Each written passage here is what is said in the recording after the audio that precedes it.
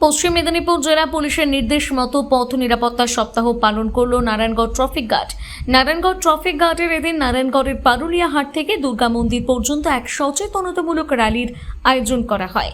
এই র্যালিতে ট্রাফিক পুলিশের আধিকারিক ও কর্মীদের পাশাপাশি স্থানীয় বাসিন্দা, ব্যবসায়ী ও বিভিন্ন সংগঠনের সদস্যরা অংশগ্রহণ করেন।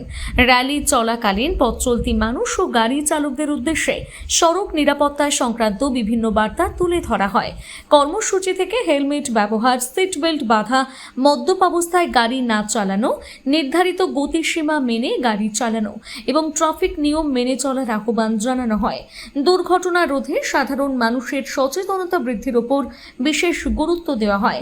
পাশাপাশি মঙ্গলবার পথ নিরাপত্তা সপ্তাহের দ্বিতীয় দিনে নারায়ণগড় থানা ও নারায়ণগড় ট্রাফিক বিভাগের যৌথ উদ্যোগে এনএইচ পার্শ্ববর্তী গোবিন্দপুর, মকরামপুর, স্বর্ণময়ী শ্বাসমূল নিকেতনে আয়োজন করা হলো পথ নিরাপত্তা সচেতনতা সভা ও প্রশ্নোত্তর কর্মসূচি।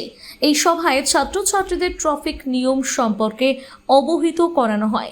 এই সভায় উপস্থিত ছিলেন স্কুলের প্রধান শিক্ষক উত্তম কুমার মোহান্তি এবং নারায়ণগড় থানা এবং নারায়ণগড় ট্রাফিক বিভাগের আধিকারিকরা। যারা যেসব গতিশীল যান কিংবা যেসব যানবাহন তাদেরকেই আমরা ট্রাফিক বলছি। রাস্তায় চলতে গেলে তার জন্য কিছু নিয়ম মেনে আমাদেরকে চলতে হয়।